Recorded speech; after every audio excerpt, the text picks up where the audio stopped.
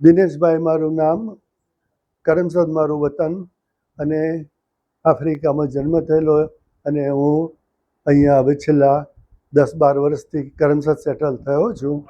અને મેં ગોવિંદભાઈ શાહનો દિવ્ય ભાસ્કરમાં એક લેખ આવેલો રસ રંગમાં કે ઘોંઘાટમાં સંગીત હારી ગયું, અને એ લેખ વાંચ્યા પછી મને અંદરથી પ્રેરણા થઈ. અને એ પ્રેરણાને પ્રમાણે હું મારી સ્કૂલમાં જ્યાં હું ભણ્યો હતો, સરદાર વલ્લભભાઈ પટેલ હાઈસ્કૂલ, મેટ્રિક્યુલેશન ત્યાં મેં કરેલું. એટલે ત્યાં ગયો પછી મેં પ્રમુખ સાથે વાત કરીને ત્યાં શિક્ષણની પ્રવૃત્તિ હતી, એટલે મેં મારો વિચાર રજૂ કર્યો કે આપણે ડાન્સ અને મ્યુઝિક બંને ચાલુ કરીએ. કારણ કે મ્યુઝિક જે છે એ હું નાનપણથી પ્રભાત ફેરીમાં હું વાંસળી વગાડતો હતો. અને ત્યાર પછી મેં સંગીતની શિક્ષા લીધી અને અહીંયા આવ્યા પછી મને સરદાર વલ્લભભાઈ પટેલ હાઈસ્કૂલમાં પ્રમુખે વાત કરી કે આપણે શૈક્ષણિક છે તો સાંસ્કૃતિક પ્રવૃત્તિ ચાલુ કરવાની મારી ઈચ્છા છે, તો આપણે થઈ શકે.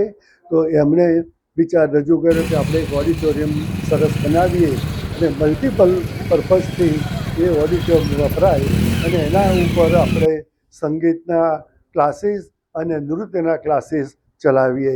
અને એ પ્રમાણે અમે નક્કી કરેલો. એ વિચાર આવેલો મને ગુણવંતભાઈ શાહનો આશીર્વાદ લેવા ગયો બરોડા, તો મારે એમની સાથે સારી એવી વાત થઈ અને આશીર્વાદ આપતા મને કે દિનેશભાઈ, આ છાપું કેટલા બધા લોકોએ વાંચ્યું છે, એ આશીર્વાદ જ છે, અને તમે આ કામ કરવા જઈ રહ્યા છો તો પ્રભુની બહુ જ કૃપા. અને હું પોતે પણ એવું માનું કે હું કરું છું એવું મારા મનમાં છે જ નહીં. મને કોઈ પણ આશા એવી નહીં કે હું આવું આગળ પગલું, મને પડદા પાછળ કામ કરવામાં ગમે. પણ આજે આપણે બધા ભેગા થયા છે એ મારા જીવનમાં પહેલો પ્રસંગ છે કે હું આ રીતે વાત કરી રહ્યો છું. પણ ચરોતરમાં અમારી સ્કૂલ એટલી મોટી છે, 108 વર્ષની જૂની, અને અમે આ ચાલુ કરવા જઈ રહ્યા છીએ. ઈશ્વરભાઈ બહુ અનુભવી અને સંગીતની એમણે આખું ડેડિકેશન જીવન છે એમનું, એટલે એ મારી સાથે છે.